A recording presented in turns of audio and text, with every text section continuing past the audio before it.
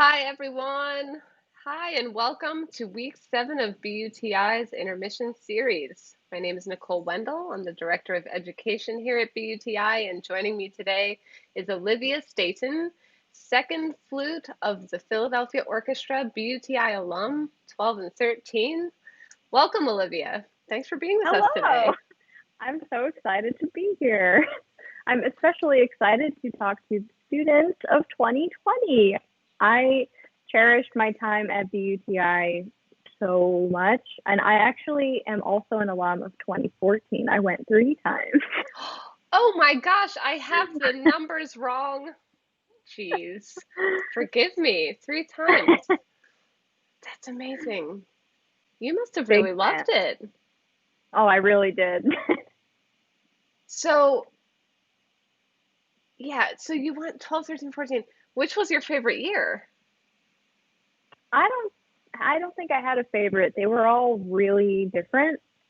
My first summer, it was my first summer camp for music, and I was in the wind ensemble. And actually, that was the first summer I heard an orchestra play. Also, the Boston Symphony was the very first orchestra I ever heard in a concert. Wow.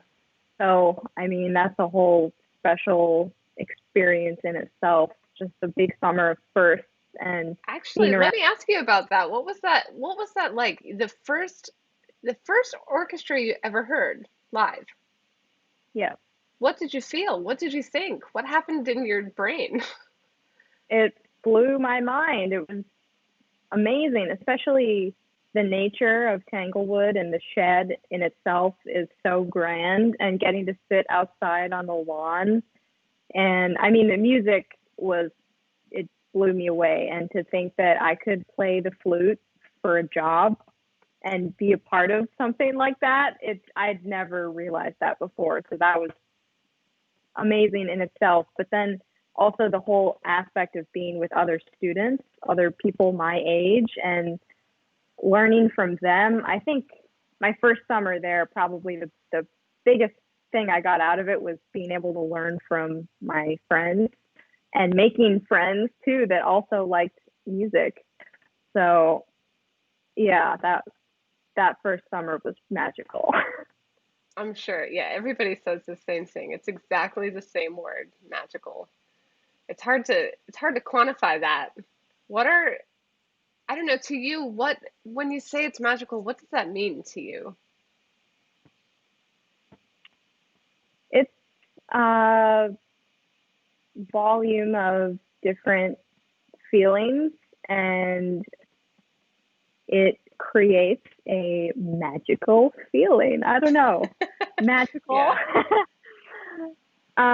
It well for me, it makes me think about different life experiences that I've had and how the music makes me feel and what kind of things I visualize when I'm hearing the music, what I'm experiencing in my life at the time I'm hearing the music, what kind of emotions it brings up, and it's like an out of body experience. Yeah. It's so totally true. It's just like that. And it's impossible, like you say, it's impossible to describe. When somebody asks me, my answer is, oh, well, there's something about the smell when you're on the lawn and the cool air and the sound of the symphony and the beauty of like the sun setting while you're right, it's just magic. There's no two ways about it. Yeah, Um, so what else? What else about that first year? You were living in Virginia at the time, is that right? yeah, yeah. And did you have a very rich musical life there, or were you craving? In Virginia, I did. I was in marching band in high school. I went to James Madison High School in Vienna, Virginia. And my flute teacher at that time, she just inspired me so much. Her name was Jennifer Laffel, and she was the one who encouraged me to apply to the UTI. And I remember the way she described it was like, it's an incredible program. You just start applying now, even if you don't get in the first time. One day you'll get in and it'll be great. But I had in my mind, like, okay, maybe I'm not quite ready for it now, but I'll just try. And then when I got in, it was like, oh my gosh, wow, this is going to be awesome. But yeah, so I was in marching band, and I had a great flute teacher, and I started doing a youth orchestra, AYP. And later on in high school, I joined the NSO Youth Fellowship Program. So it's kind of a collaboration with the NSO, the National Symphony. And my teacher through that program was Aaron Goldman, amazing teacher, and an amazing person. So I was going to, but I started that after I had gone to BUTI. So I heard the Boston Symphony play. That was my first orchestra. And then I kind of realized I want to hear orchestras all the time. So that's when I started going to hear the NSO. Makes sense. It makes sense. So the first year you were there, you were in wind ensemble. And what was Yep. it like being in wind ensemble? Who were your conductors? Who were your teachers? What was it like? It was really fun. One of the conductors, I think his name was Robert Reynolds.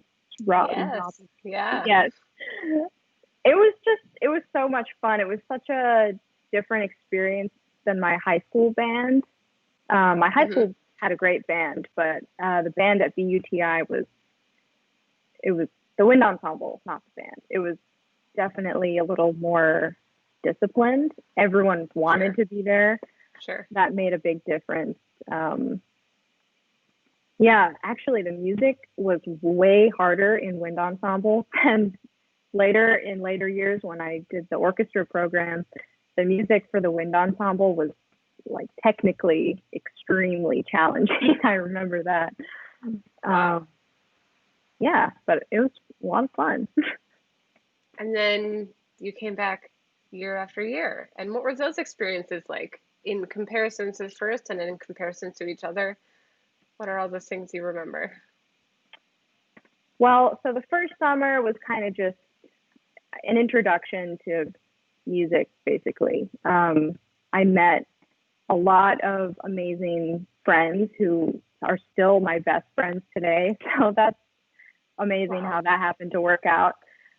So my second summer was more about practicing by myself and figuring out, okay, how can I become a better flute player? And it was more focused on my playing. And my third summer was the summer before I went to college. So that summer was more about real life and what am I going to do with my life after this. And I think, that summer was definitely more forward thinking about the future, but still magical as well. Yeah, you can't escape it. It's just there waiting for you. Yeah. How was I guess the best way to phrase it is, how was your work-life balance while you were at BUTI over the course of, maybe it was different each year, maybe it was sort of similar? That's a good question. I practiced a lot in the morning. I think the rule was you couldn't leave the dorm before 7 a.m. And then it was 8 a.m. on the weekends, I think. Or maybe it's 6:30. I can't remember, but I used to wake up. I used to be out of there as soon as I could, and I would get practice shed. I really liked the Greylock. I think it was the one behind the science building by the percussion building because it was away from everyone else and no one could hear me practice. I always used to go to that one, and I would practice as much as I could before whatever I had rehearsals. And then rehearsal, and then lunch, I would socialize. Yeah, work-life balance was practice in the morning, and then the afternoon was rehearsals, and then at night was the concert. So that was like social, but it was also educational because we were hearing the BSO or right. Yeah, the offerings are multitudinous while you're there. It's incredible. Yeah, but I think what's so great about BUTI is you're kind of forced to have a balance, because I actually found when I was at Juilliard, there was no balance at all. It was just I had a work life and that was it. So at BUTI, it's really a huge benefit that you have the social aspect, and the VSO TMC concerts, it's built in, so you're forced to experience it. Yeah, there's something about living in a community where you're on a continuum of everybody out there is doing the same kind of thing at a different stage in their career and in their lives, and getting to experience that and learn from it and be a part of it. Um, yeah, like you say, sort of forces you to have that work-life balance and makes the friends that you have, like you said, best friends forever. Yeah. Were those people that were in your program, or are they people that you roomed with, or how? Yeah, everyone. Yeah, my roommates. I'm still friends with all of them today. That's Um, beautiful. yeah, and people when I was in the wind ensemble, I had a lot of friends in the orchestras also, and friends in the wind ensemble. I didn't really get to know many of the singers, but yeah, you mingle with everyone at BUTI, so Yeah, I had friends across the board. that's great. And then you came back after that as a TMC fellow, is that right? Yes. And how was that different? Or what was that like? Well, when I was a student at BUTI, um, the TNC fellows were like celebrities to us. At least I knew all of their names. I knew what schools they went Oh to. I my knew what gosh. auditions they had been to. And it was almost creepy. I'm kind of embarrassed to say this now, but we used to walk to the concerts, and sometimes we would see them warming up or see them getting out of their car, and we were like, oh my gosh, Oh like my that's gosh. that TNC fellow. Oh my gosh. Oh my gosh. So I kind of, TMC was on a really high pedestal. And as soon as I couldn't do BUTI anymore, my next goal, even before I really wanted an orchestra job, was like, I want to get into TMC. That's my big goal. So yeah, getting into TMC was a huge success for me because I wanted it for a while. So that was, yeah, it was awesome. How do you think BUTI or your time at BUTI prepared you for what was about to take place for you at TNC?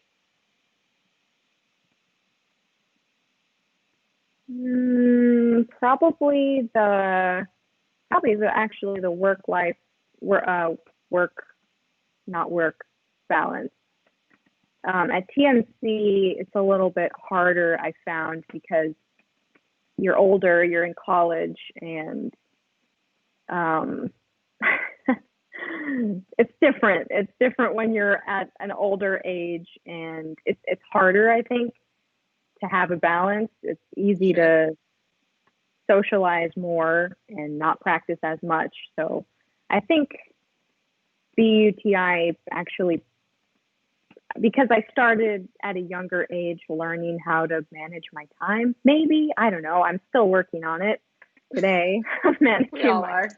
But I think specifically that's one thing BUTI helped me with. I kind of knew what it was like to be in Lenox, Massachusetts, and I knew if I wanted to go to a concert at night, I had to budget my practicing. So I guess that's I one like way.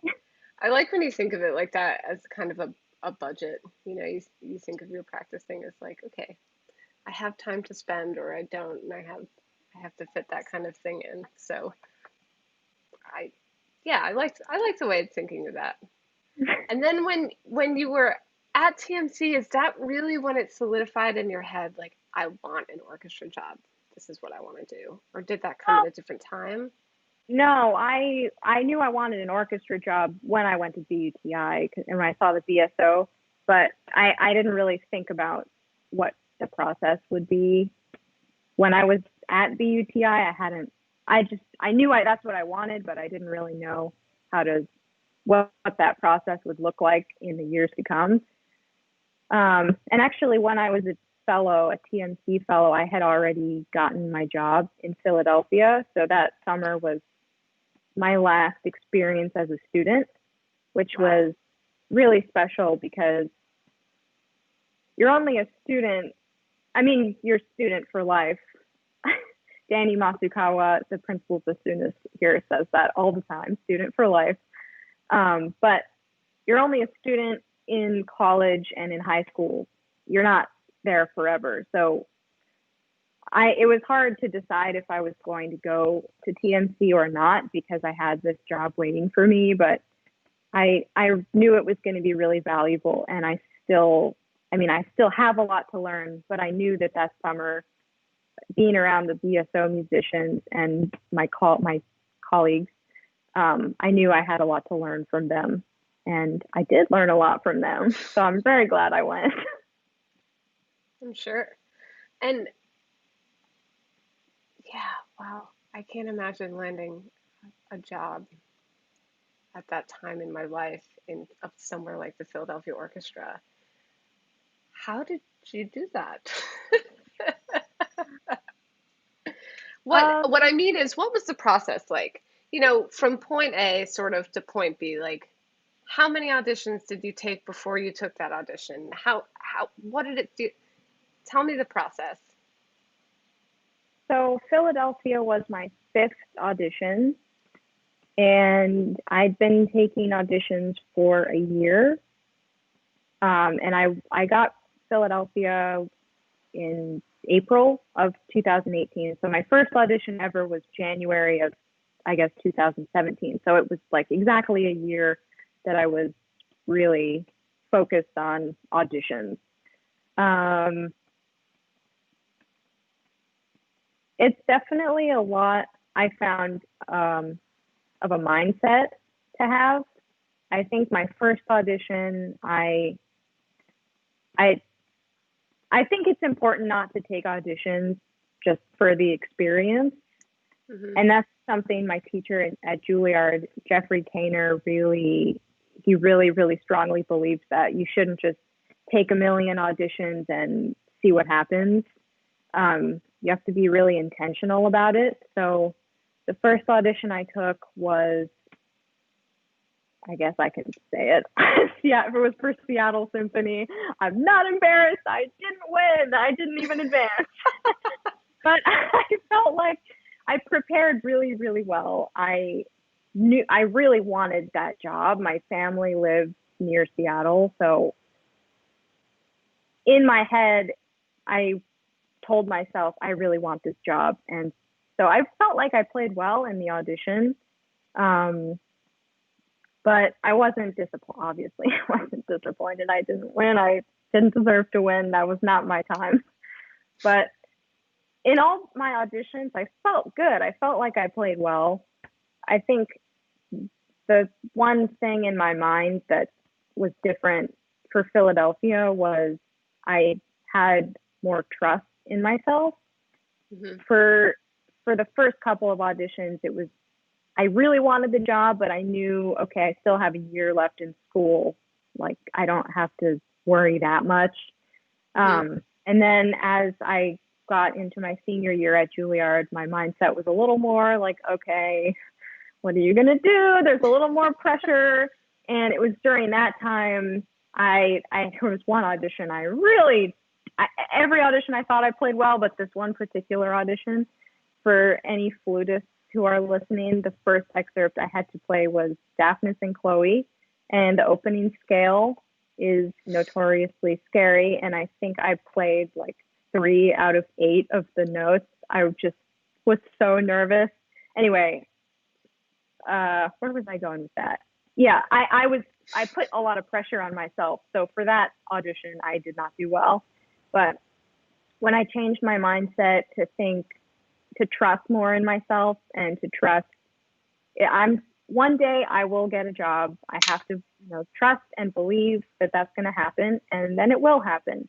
So I'm not going to stress about it. I'm just going to trust that I will get a job one day if I work my hardest. And that's it. I'm just going to let it happen. And I practiced really hard. And then in the audition in Philly, I remember I felt really confident, but I didn't have any pressure on myself. And that's the audition I did the best in. So I think trusting yourself does a lot. I think so too. And when you say something like I practiced really hard, there's got to be a little bit more to it than just that, right? Can you tell me what that means for you?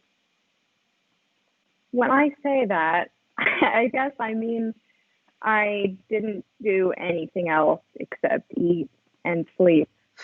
Um, um, I had an audition in Sweden. That's the audition where I totally messed up the Daphnis and Chloe scale. And the Philadelphia audition was 10 days after that. Oh, wow. So I That's flew really back from fast. Sweden and I had 10 days. So obviously I'd been practicing the Philadelphia excerpt in Sweden and before that. But for those 10 days, um, I would I was listening to the recordings all the time, the full pieces. I was in the practice room practicing fundamentals mostly. I wasn't just drilling the excerpts, but Hmm. I guess practice really hard.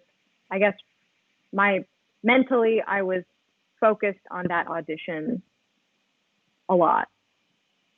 That's probably a better way to put it. Yeah, that makes a lot of sense. Sort of clearing and putting some blinders on, like this is my task right now, Yeah. and kind of going for it. When you talk about the listening that you did as part of your preparation, were you listening to full pieces? Were you listening to just that spot that is the excerpt? How did Mm. you do your listening? Were you listening to other things by that same composer? Yeah, actually more so other pieces by the same composers because I've listened to all the pieces that flute excerpts come from. I've listened to them a lot. I had played them a lot.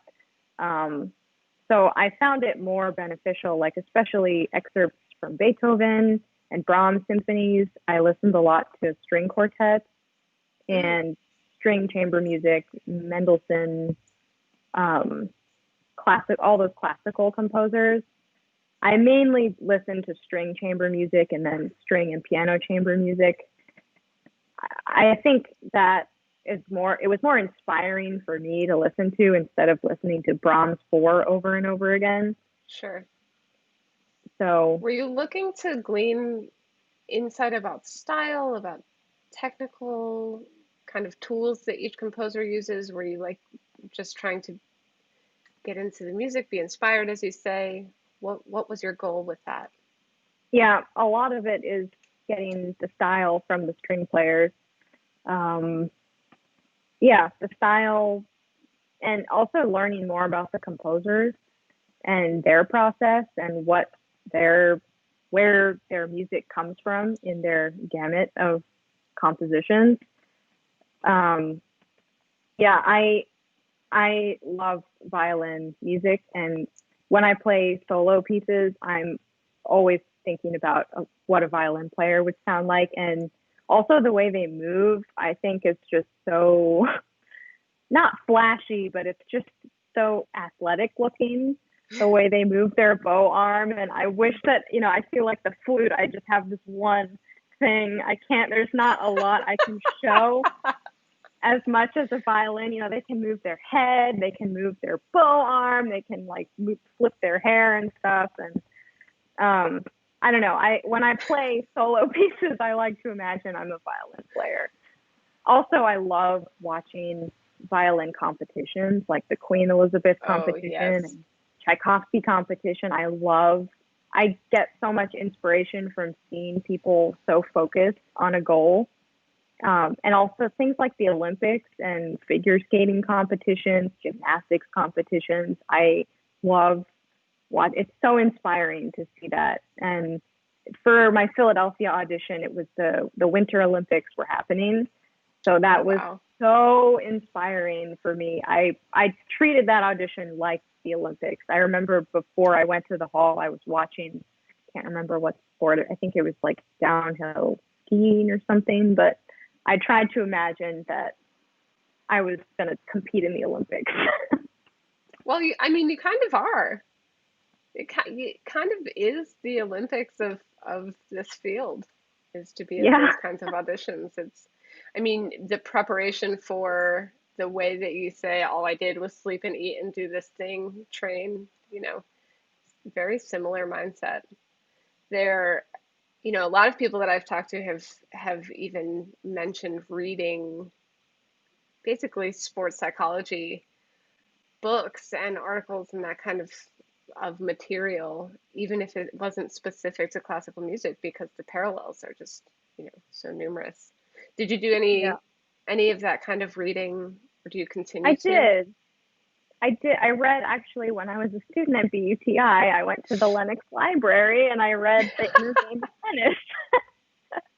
Great library, great book. Yeah. Yeah, so I read The Inner Game of Tennis. I guess that's the sports book. But I read a lot of mountaineering books. I Oh, read a book called interesting. Mountains of the Mind. I expected it to be more of a mindset book, but it was actually about this man who climbed Mount Everest.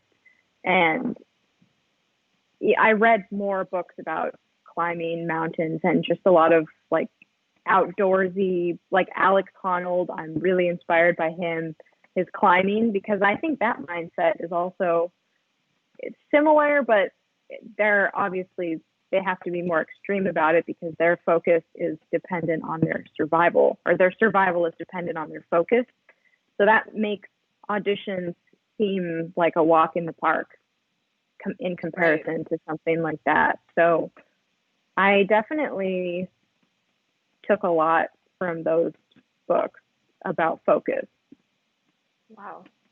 Mountaineering and mountain climbing, that's something that I have just started to see and be aware of. I've seen some extreme mountain climbing, and it's crazy. It seems so Yeah. dangerous. And yeah, I when think you put there's it a like, big parallel. I mean, like with yeah, free soloing, they have to know exactly where their hands are going to go. They have, like Alex Honnold talks about in his documentary Free Solo, how he choreographed a route to the top. wow, So he yeah, knew exactly where his hands were going to go, where his feet were going to go, and was very intentional about it. And I think to be successful in an audition, it's very similar. For me, I found I have to know exactly how I'm going to play the excerpt, how I'm going to treat this dynamic, how I'm going to treat this expression marking, what I'm going to think about when I'm playing the excerpt. For me, it helps to plan everything out like that. And that in the Philadelphia audition, that's the only one I've been successful in so far. But in that audition, I found that really helped me.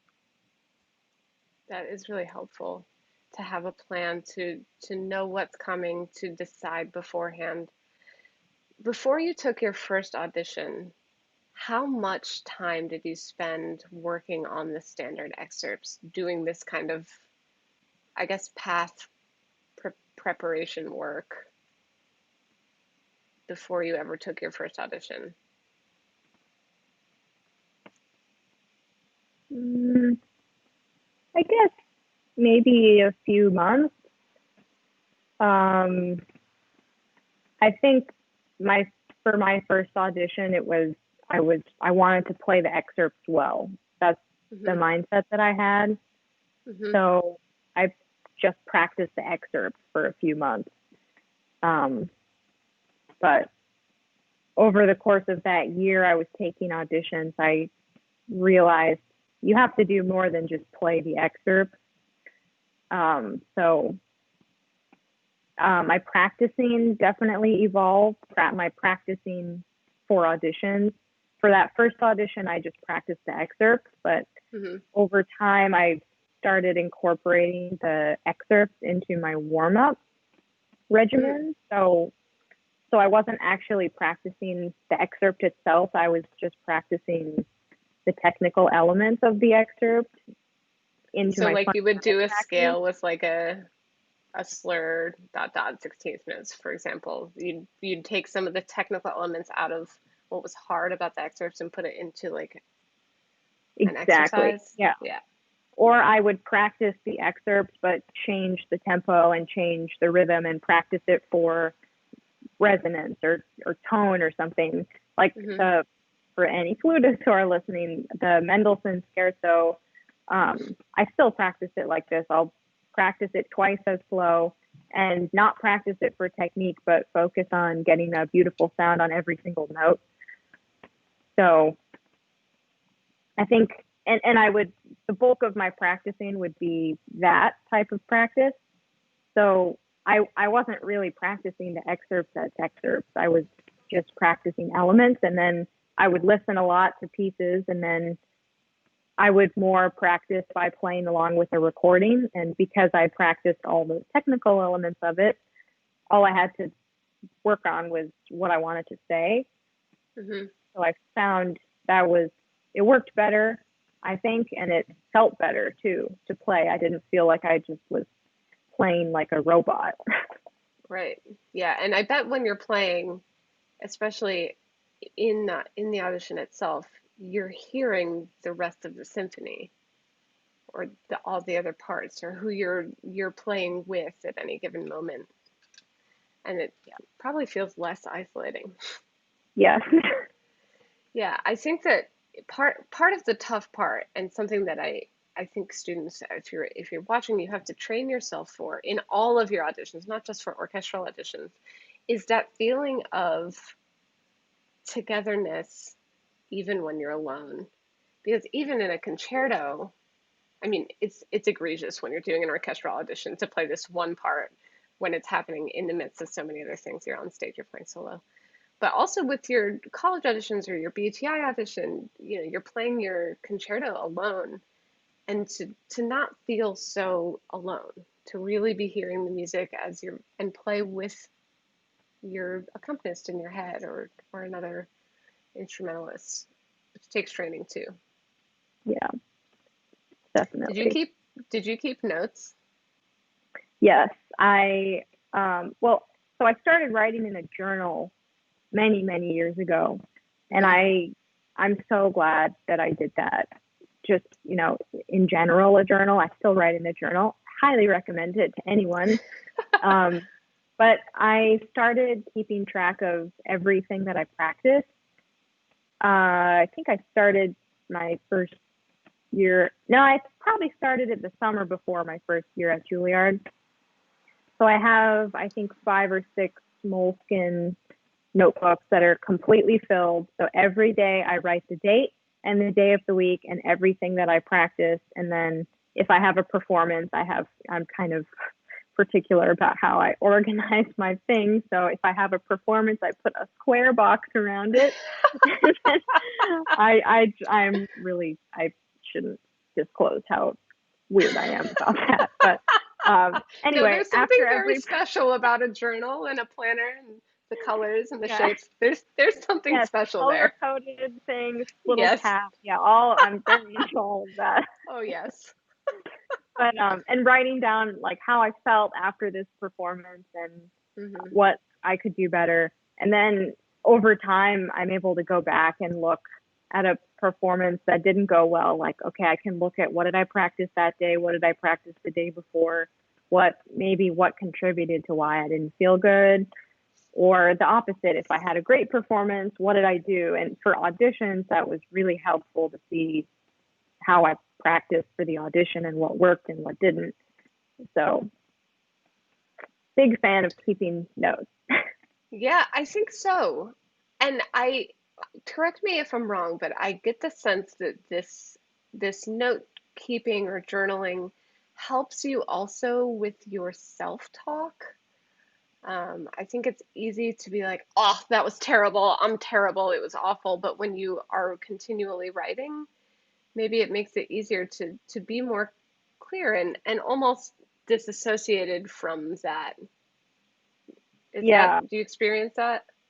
I hadn't thought about it like that, but that's absolutely right. And especially after an audition, sometimes where you're not really sure how it went. I don't know if you've ever experienced that, or a performance where you're not really sure how you feel, but you just know that you feel bad, or you just know that you feel good. But forcing yourself to write down maybe why you feel bad is really helpful. And it is very helpful with self-talk as well, because it's not helpful to just write down like that was bad, but it is helpful to write down, I could have been better in this way, but I'm still proud of myself for giving everything I had at that moment. There's some science out there that it takes 3 positive commentaries, either from an outside source or from an inside source, to offset one single negative comment. Wow. Which is kind of amazing and not entirely surprising when we think about how often our brain is going and pointing out like the ways to improve, or speaking even just not always that nice to ourselves. So Yeah. I also would encourage all these students who are watching to take this practice up, because it can be a lonely place, the practice room. Yeah. So you auditioned, you had a process, you nailed it, you got the job. What was your favorite part of your first year? Just going to sit on stage and play music with all these amazing colleagues that I have now. Yeah. That was the best part. Definitely my first year, I was very focused on just getting tenure. So all I did was practice my orchestra part, make sure I had a awareness of the piece, and I make sure I knew everyone else's orchestra parts as well, so I knew who I would be playing with. Just good. I made sure I was educated across the board, not just my part, but I have 1 million scores now. I bought all the scores ahead of time and studied them. So yeah, my first year I was just very focused on playing the second flute chair as well as I possibly could. And you got tenure. Congratulations. What was the tenure process like? What was that? What does it mean to have tenure? How did you get tenure? What was that process? Well, tenure essentially means that your job, you can stay there for as long as you want. It's not like a 1-year contract or a 2-year contract. Tenure is it's however long you want. So that's ideal. Yeah. So for Philadelphia in particular, it's a year-long process. So after 5 months, I had a review meeting with Yannick, and so the musicians on my tenure committee, I think they were also the people who were on my audition committee. They filled out forms with feedback and gave them to Yannick. And then in my meeting with Yannick, he shared with me feedback and comments. And I think the point of that meeting is just to touch base and see what I can do better, what I'm doing well, just offer some encouragement.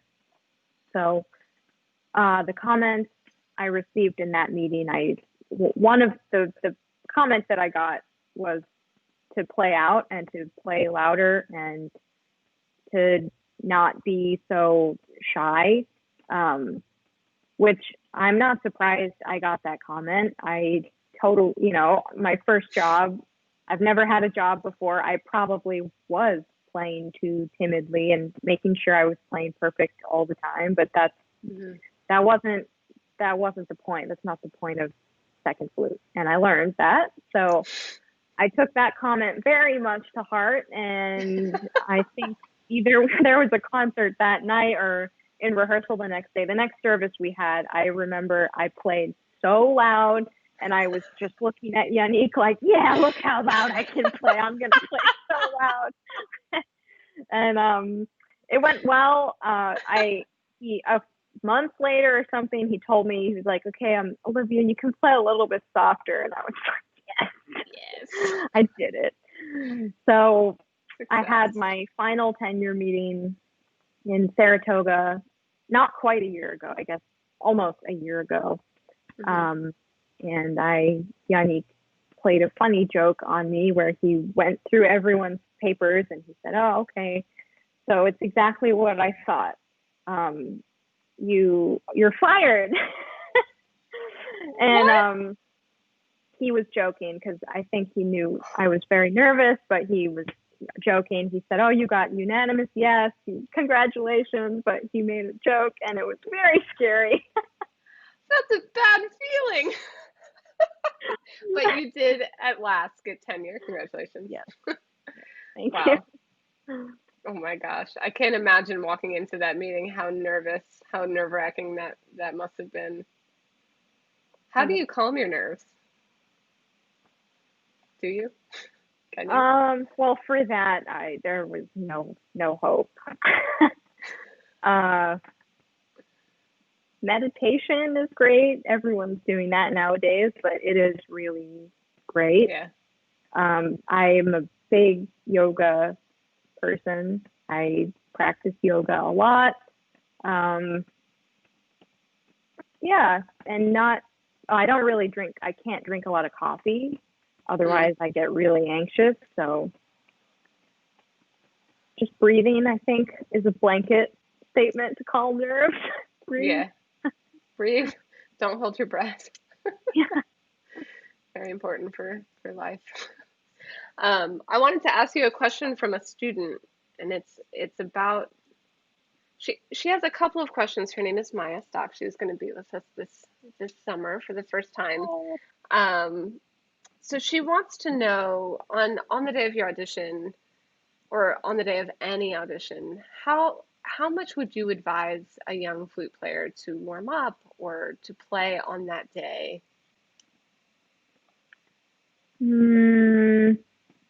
Well, it definitely depends on you and how much you've been practicing up until the audition. And that's something to figure out in your preparation, is to find when you feel the best in your practice. So as you're practicing throughout the day, determine when you feel the best and then look back and see how much you've played before that and use that to determine how much to practice before an audition. For me, I don't like to play a lot before. And similarly to what I said earlier about how I practice excerpts, before an audition, I will only practice fundamentals, and I'll practice, parts of the excerpt as fundamental exercises, but I won't play through the excerpts before I walk on stage. And do you have any general advice to anybody who's looking to make a career out of this, to audition for university or conservatory, or who might be taking their first couple of orchestral auditions? A couple of general pieces of advice. I was thinking about this earlier, what I would want to say to the students, what I would have wanted to hear as a student. And I think the biggest thing is to know your why, to know why. So, and that applies to anything. So for a music career, whatever you want to do with your instrument, why do you want to do that? I think that's really important to know, and that's something that will keep you going. And that also goes along with the trust element I talked about earlier as well, because if you know exactly why you want something, then you can trust in yourself that you're going to make it happen for yourself. So if you're looking to go into a career in orchestral music, really ask yourself why you want to. And I think that'll really help to get you where you want to go. And also specifically with music practice, if you're practicing a piece or you're practicing an excerpt, why are you playing it like that? Make sure you can have a good reason for why you're playing it a certain way. To make sure it's convincing. Yeah, having conviction in your phrase. And in yourself. And in yourself. I love it. I'm so fascinated by, we talk about the BUTI continuum a lot, right? That it sort of starts at BUTI and you followed it to a T. You started at BUTI, you spent your time in wind ensemble, you went to orchestra, you went to TMC, and then even last year you came back as a guest artist, as a masterclass artist, and you came and you were teaching. What was it like to be on the other side of it? It, it was magical, but really it was so special. Just knowing what it was like to be a student at BUTI and knowing what a responsibility now I want to have to make sure other students can feel that magic as well, not just at BUTI, but in general. When I'm teaching flute students now, I want them to be able to experience it as much as they want to. I want them to get as much out of it as they can. So going back to BUTI last summer was it was so great to teach and to know what it was like. I think when I went, it was late August, so towards the end of the festival. So I knew what it felt like. You're almost at the end and you don't want to go home. And I could see it in their eyes. Just either, you're really tired after 6 weeks of playing a lot, but it was such an honor to be able to go back to a place where I got so much from. Did your experience there as a student shape how you, I guess, framed some things when you were working with them in the masterclass setting? Yeah, a little bit. I think I knew what their schedule was like, and I knew what they had time for and maybe what they didn't make time for. I don't know. I remember one of the questions they asked was about playing injuries, and we talked a bit about that because at any summer festival and at TMC especially, I remember it was a really widespread problem is overuse injuries. Sure. Because the schedule is so rigorous. Yeah, we talked about that in the class. Yeah, it was just great. And Hillary, I met Hillary. I came to the class afterwards, but I think I was in touch with her before, and she was so kind. I'm so grateful to have met her, and I'm so grateful she asked me if I would do a master class. Hillary is so great.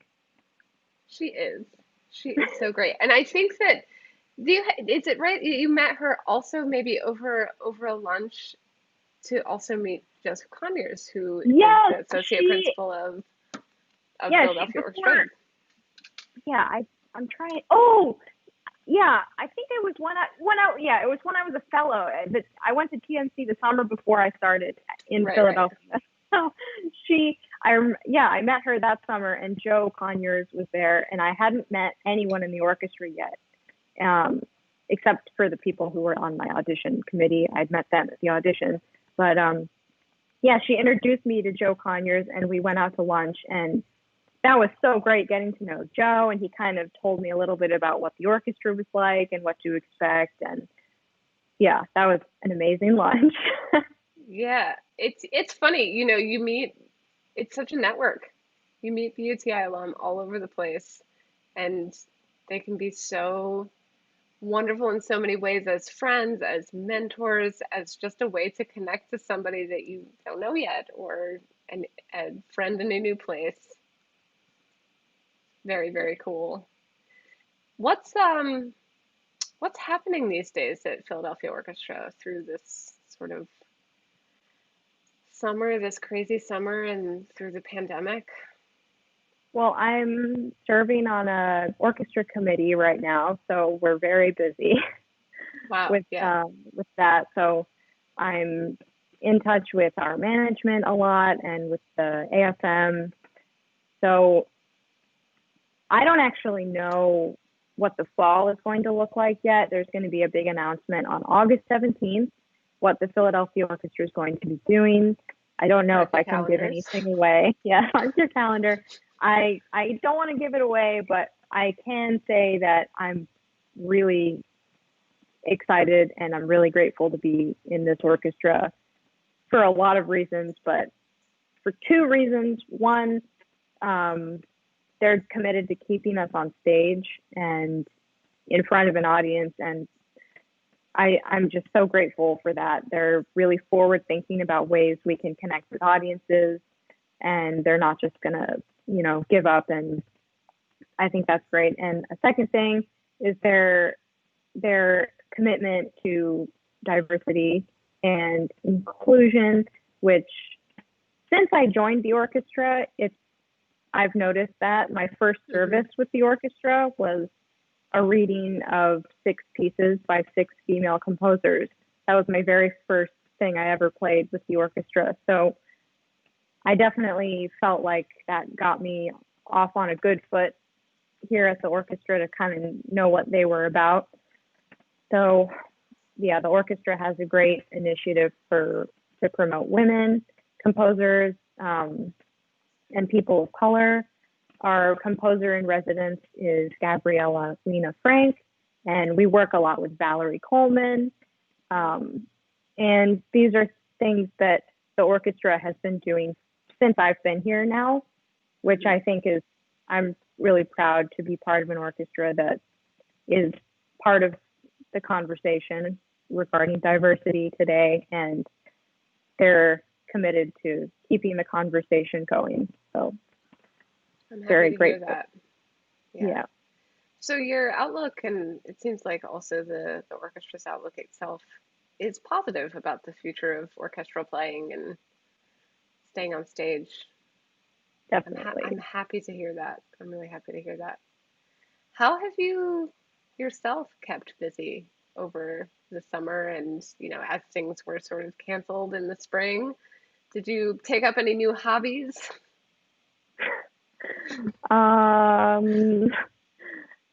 I did 2 puzzles. That's huge. No, that wasn't that. That's nothing special. No, I haven't really picked up any new hobbies, but I've been practicing. Yeah. Have you changed the way that you approach the flute at this time? You have so much, maybe you don't have more time, but you definitely have more, I think, space to be. I mean, I at least, and I think a lot of our students have a lot more time to be with our instruments. And has your relationship with your instrument changed at all during this time? I don't think so. I definitely didn't practice every day towards the beginning of the lockdown, but eventually I got back into it. But I think my goal for this season was to do more teaching and to do more chamber and solo work. After I got tenure, that was my goal. And I feel like this quarantine has forced me to do that. I've been teaching more than I ever have, which is, I'm so happy about that. I guess it's made me go inward more and look at who I want to be as a musician going forward, and what I want to offer to the world, if there's anything I can offer to the world. And definitely I'm glad I've been teaching more, and even though it's been virtual, I have played more chamber music virtually than I did in person before. Wow. So yeah, I think as much as I miss playing with other people, I'm glad that I've been able to connect with more people, even though it's been virtual. It's a different hang, but I've experienced a similar thing. Like, I have connected more with, I think, a wider audience, not audience, but a wider network of friends and family and colleagues than I was able to do in the past, which is one upside of a tough time. Yeah, if there is any. Yeah, if there is any. There are a few. We can point to a few. Well, I want to be mindful that we're coming toward the end of our time. And for those of you who have seen this interview series over and over again, you know that my favorite final question is what is coming for you in the future and in the next year? And more specifically for you, what is your goal for yourself with the orchestra or with yourself for the next year? To be together again. Yes. That's definitely the next.